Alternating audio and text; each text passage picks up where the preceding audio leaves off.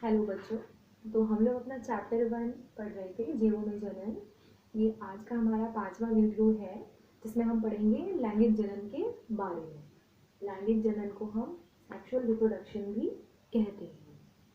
इससे पहले वाले वीडियो में हमने क्या क्या पढ़ा, हम एक बार रिवाइज कर लेते हैं। इससे पहले वाले वीडियो में हमने देखा था कि अलैंगिक जनन क्या होता है, यह जीवों में कैसे होता है, पौधों में किस प्रकार से होता है, कौन कौन से अंग हेल्प करते हैं अलैंगिक जनन प्रक्रिया को संपन्न करने में। ठीक है, तो आज हम देखेंगे लैंगिक जनन क्या है।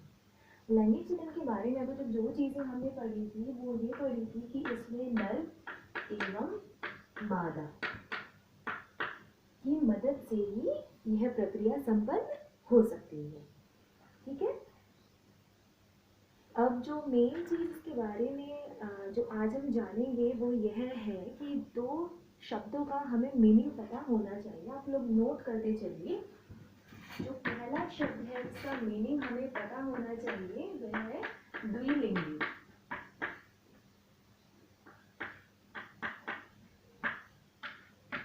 एक ही जीव में नर तथा मादा भाग एक साथ उपस्थित होते हैं। ठीक है, तो वे प्राणी क्या कहलाए जाते हैं? द्विलिंगी। क्या कहते हैं उसे? द्विलिंगी। इंग्लिश में इसे हम कहते हैं बाइसेक्सुअल। एक बार फिर से पढ़ लेते हैं। द्विलिंगी प्राणी ऐसे प्राणी होते हैं, ऐसे जीव होते हैं जिनके भीतर दोनों ही भाग मौजूद हो, यानी कि दोनों तरीके के लिंग मौजूद होते हैं, नर तथा मादा। इसके उदाहरण की अगर हम बात करें तो उदाहरण है केंचुआ, लीच आदि। ठीक है, तो ये आप नोट कर लीजिए। द्विलिंग यानी कि दो लिंग जो है वो एक ही जीव में उपस्थित है। अगला जो टर्म, जो शब्द हमें पता होना चाहिए वो है एक लिंग।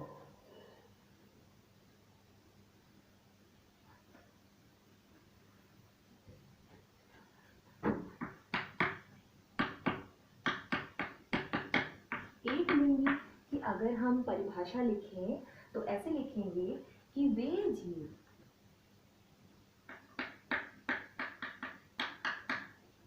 जिनमें नर तथा मादा भाग अलग अलग उपस्थित होते हैं।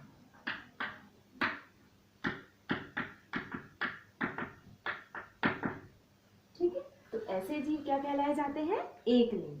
यानी कि इनमें जो जीव है उन्हें दो रूपों में बांटते हैं, नर और मादा। नर के पास अपना एक लिंग है, मादा के पास अपना एक लिंग है, जो लैंगिक जनन प्रक्रिया को संपन्न करने में हेल्प करते हैं। इसका उदाहरण है हम मनुष्य। ठीक है, तो लैंगिक जनन में हमने क्या पढ़ा? लैंगिक जनन में हमने पढ़ा कि लैंगिक जनन के अंतर्गत दो जीवों की आवश्यकता पड़ती है, नर एवं मादा। लेकिन उसमें भी दो कंडीशन है, कुछ होते हैं द्विलिंगी और कुछ होते हैं एकलिंगी। अब हम देखते हैं कि लैंगिक जनन वास्तव में होता कैसे है, कौन कौन सी घटनाएं इसके अंतर्गत आती है। तो आप इसे नोट कर लीजिए।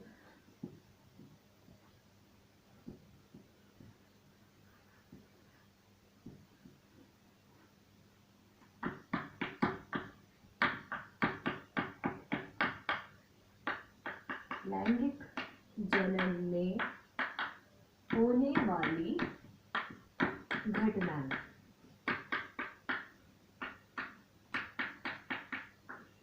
तो लैंगिक जनन के अंतर्गत जो घटनाएं आती हैं उसे मुख्य रूप से 3 भागों में बांटा गया है।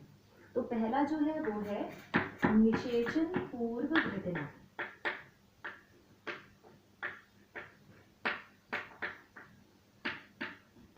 निषेचन पूर्व घटना। दूसरा हो गया निषेचन। और तीसरा हो गया आपका निषेचन पश्च घटना। ठीक है, तो ये वे घटनाएं हैं जो लैंगिक प्रजनन या कह सकते हैं लैंगिक जनन में होती है। निषेचन पूर्व, पूर्व का मतलब आपको पता होना चाहिए, पूर्व का मतलब पहले, जो निषेचन से पहले की घटनाएं हैं। निषेचन तीसरा हो गया निषेचन पश्च, पश्च का मतलब होता है बाद में, निषेचन के बाद में क्या क्या बदलाव आते हैं, तो ये सारी घटनाएं आती है हमारी लैंगिक जनन में। अब हम विस्तार से एक एक को समझेंगे कि ये है क्या।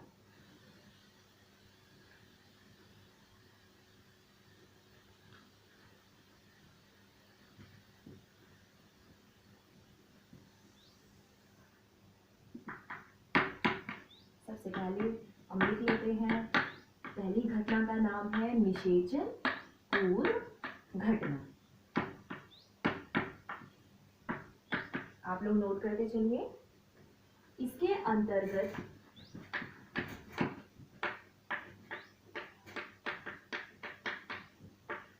दो प्रमुख घटनाएं आती हैं। इसके अंतर्गत दो प्रमुख घटनाएं आती हैं। कौन कौन सी है वे? पहला जो है वो है युग्मक जनन। युग्मक जनन, ठीक है, तो पहला जो है वो है युग्मक जनन और जो दूसरा है उसका नाम है युग्मक स्थानांतरण।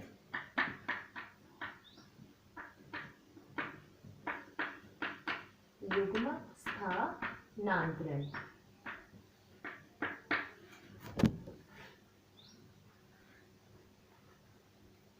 तो ये है हमारी निषेचन से पहले होने वाली घटनाएं।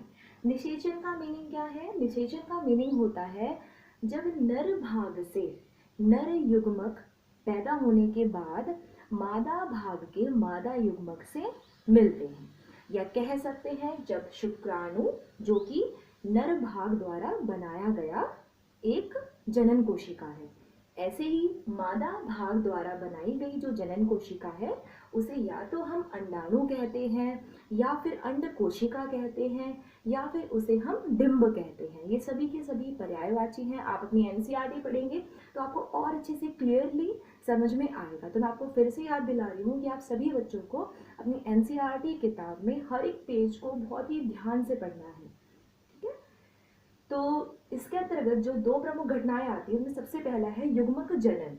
जनन का मतलब होता है बनाना, जैसे कि हम पहले से ही समझ रहे हैं, हमारे चैप्टर का नाम ही है जीवों में जनन। तो जनन, प्रजनन, इन सभी शब्दों का मीनिंग होता है किसी चीज का निर्माण होना। अब यहाँ पे जनन से पहले लिखा हुआ है युग्मक, तो ऑब्वियस सी बात है कि यहाँ पर किसके निर्माण की बात हो रही है? यहाँ पर युग्मकों के निर्माण की बात हो रही है। अब जब वे युग्मक बन जाते हैं तो वो अपनी जगह से स्थानांतरित होते हैं। स्थानांतरित का मतलब होता है अपनी जगह बदलना। ठीक है, तो अपनी जगह बदलकर वे एक दूसरे के निकट आते हैं और निकट आने के बाद जब वो मिल जाते हैं तब वो हमारी दूसरी घटना कहलाई जाती है जिसका नाम है निषेचन। ठीक है, फिलहाल इसे हम विस्तार से और पढ़ेंगे। अभी मैं आपको युग्मक जनन की परिभाषा लिखवा देती हूँ, तो आप लोग इतना नोट कर लीजिए, उसके बाद इसकी परिभाषा लिखना युग्मक जनन की।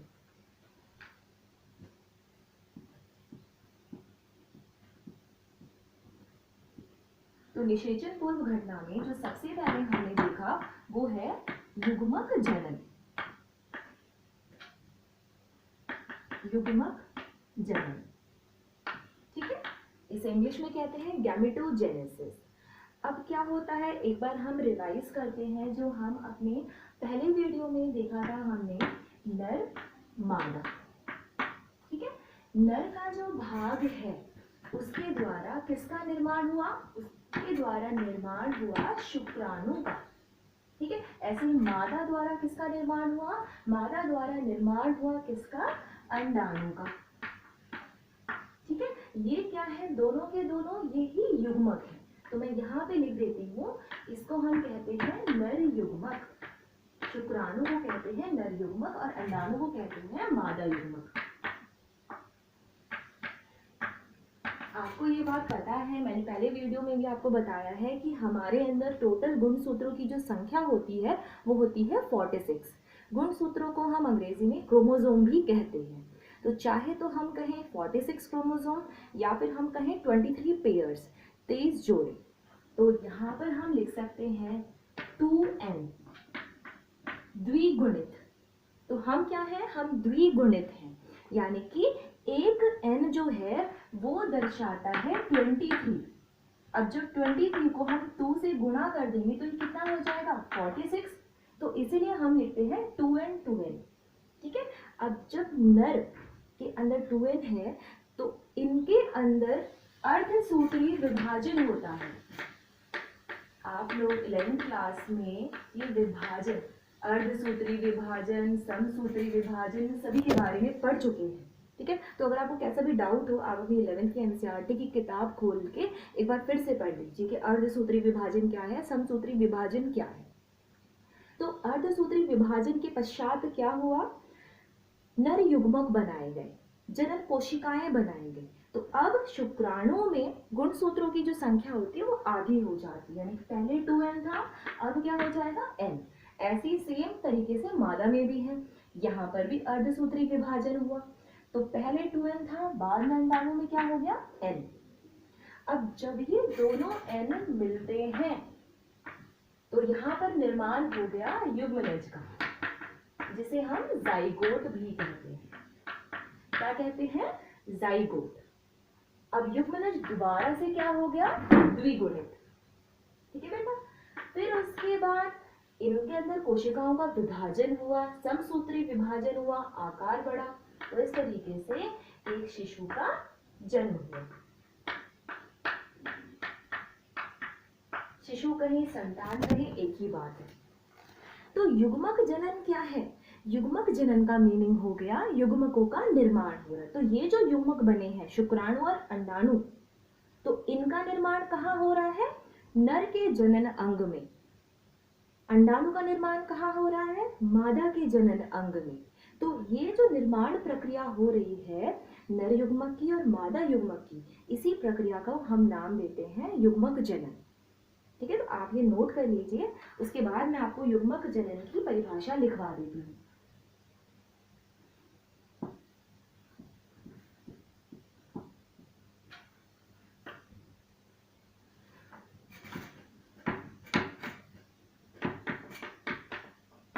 नर भाग में शुक्राणु तथा मादा भाग में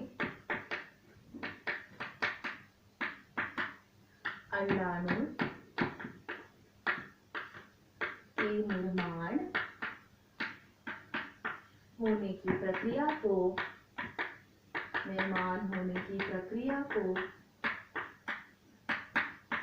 युग्मक जनन कहते हैं। युग्मक जनन कहते हैं।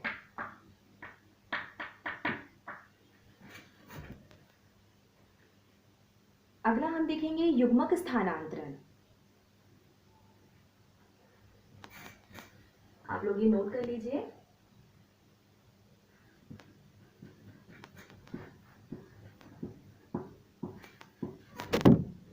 जो ख था वो था हमारा युग्मक स्थानांतरण। अब क्या हुआ था इससे पहले, युग्मकों का निर्माण तो हो गया, अब उन्हें एक दूसरे के पास आना है। किसके निर्माण के लिए, यस, युग्मनज के निर्माण के लिए। युग्मनज को हम जाइगोट भी कहते हैं। तो लिख लीजिए, नर युग्मक का नाम क्या है, शुक्राणु।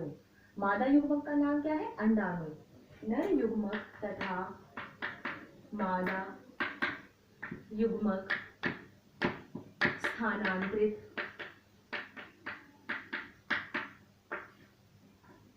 होकर, स्थानांतरण का मतलब होता है अपनी जगह बदलना, अपना स्थान बदलना, एक दूसरे से मिलते हैं।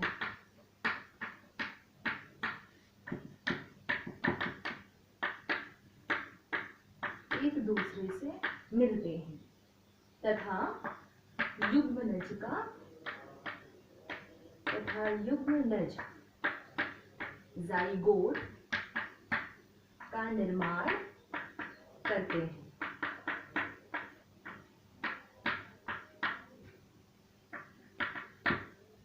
ठीक है, तो ये पूरी प्रक्रिया कहलाई क्या जाती है? युग्मक स्थानांतरण। ठीक है, नोट कर लीजिए। अगला जो हमारा टॉपिक है वो भी काफी इम्पोर्टेंट माना जाता है। बोर्ड एग्जाम के नजरिए से पूछ लिया जाता है कि युग्मक कितने प्रकार के होते हैं तथा उदाहरण दीजिए, उदाहरण सहित स्पष्ट कीजिए। तो अगला जो टॉपिक आपको पता होना चाहिए वो है युग्मक के प्रकार।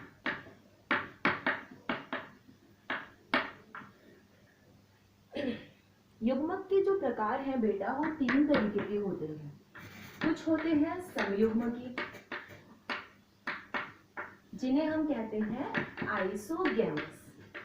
क्या कहते हैं इन्हें हम? आइसोगैमस। अब समयुग्मकी की परिभाषा लिख लीजिए।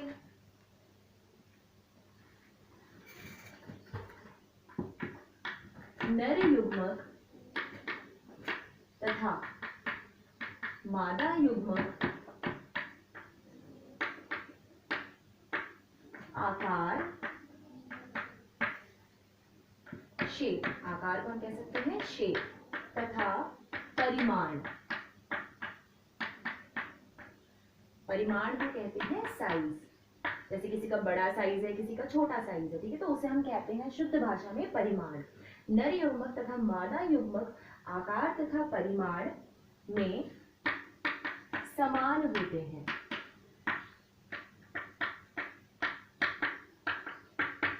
ठीक है, तो समयुग्मकी ऐसे युग्मक, यानी कि यहाँ पे तुलना हो रही है नर युग्मक और मादा युग्मक, दोनों की बात हो रही है। दोनों अगर आकार और परिमाण में एक दूसरे के जैसे हैं, बिल्कुल हूबहू हैं, तो उस कंडीशन को हम कहेंगे कि ये भाई समयुग्मकी हैं। इंग्लिश में कहते हैं आइसोगैमस। सम मतलब बराबर, ऐसे युग्मक जो बिल्कुल समान है, बराबर है। इसके उदाहरण आप लिख लीजिए।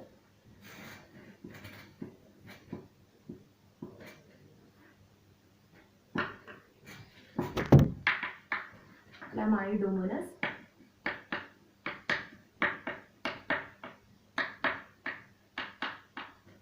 ठीक है, क्लामाइडोमोनस कैसे? आप देख सकते हैं, आपकी किताब में भी दिया हुआ है।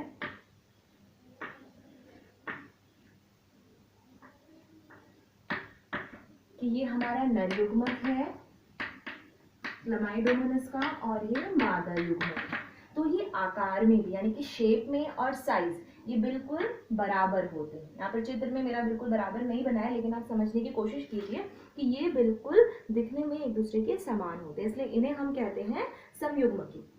अगला जो प्रकार है युग्मक का वो होता है असमयुग्मकी।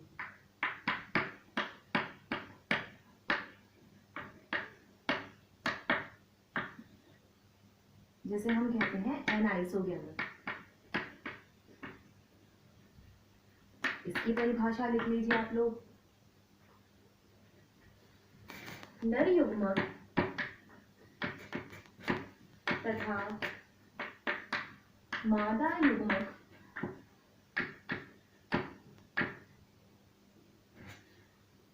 के बाहरी आकार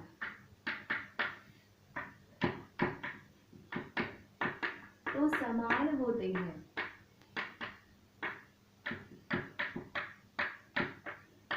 परंतु परिमाण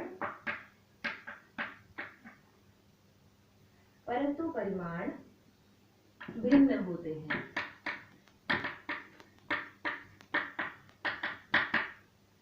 उदाहरण,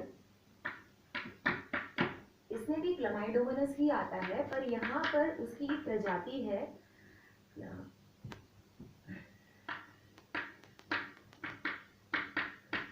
क्लामाइडोमोनस ब्राउनी। इस प्रजाति के जितने भी क्लामाइडोमोनस है उनमें क्या होता है कि बाहरी आकार तो समान है। कैसे? यानी कि जैसे ये नर युग्मक है, ठीक है, ये होते हैं कशाभिका। जैसे आपने पढ़ा है अपने 11th क्लास में फ्लैजिला, सीलिया आपको कुछ याद आ रहा होगा, तो कशाभिका को हम कहते हैं फ्लैजिला, ठीक है, तो इनको चलने में हेल्प करते हैं, जिनकी वजह से ये चलनशील होते हैं। तो ये नर युग्मक है, इसका आकार क्या है, बिल्कुल मादा युग्मक के समान है, परंतु जो परिमाण है यानी कि जो साइज है वो एक दूसरे से अलग है। कैसे, ये आप देख सकते हैं, ये आपको बड़ा परिमाण नजर आ रहा होगा, बड़ा साइज नजर आ रहा होगा, यहाँ पर ये छोटा साइज नजर आ रहा है, तो ये नर युग्मक है और ये मादा युग्मक। तो इसका मतलब क्या हो गया, आकार तो सेम है, ऐसा नहीं है कि एक गोल है और मादा युग्मक ऐसा त्रिकोण है, ऐसा नहीं है, आकार तो समान है, बाहरी रूप से सेम दिखाई दे रही है, लेकिन जो इनका साइज है वो एक दूसरे से बिल्कुल भिन्न है, बिल्कुल एक दूसरे से अलग है, तो इन्हें हम कहते हैं असमयुग्मकी। जो इसमें लास्ट आता है वो कहलाया जाता है विषम युग्मकी, उसे कहते हैं हम विषम युग्मकी।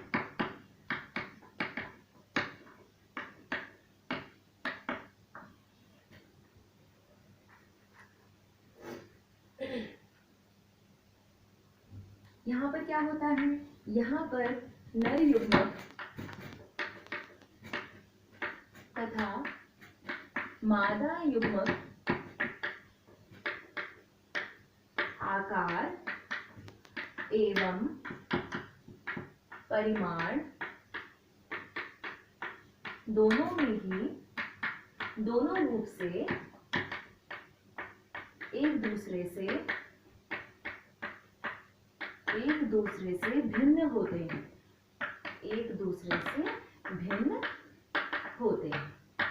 उदाहरण हो गया इसमें हमारा मनुष्य, और साथ में कुछ शैवाल भी होते हैं, जैसे शैवाल में हो गया कार, ठीक है, तो ये आदि, ये सभी के सभी क्या होते हैं, विषम युग्मकी। इसमें शेप और साइज दोनों ही बिल्कुल अलग होता है। इसलिए अगर हम मनुष्य की बात करें तो ये हो गया नर युग्मक, ठीक है, और जो मादा युग्मक है वो हो गया बड़ा, ठीक है, तो आप देख सकते हैं बिल्कुल ही अलग दिखाई दे रहे हैं।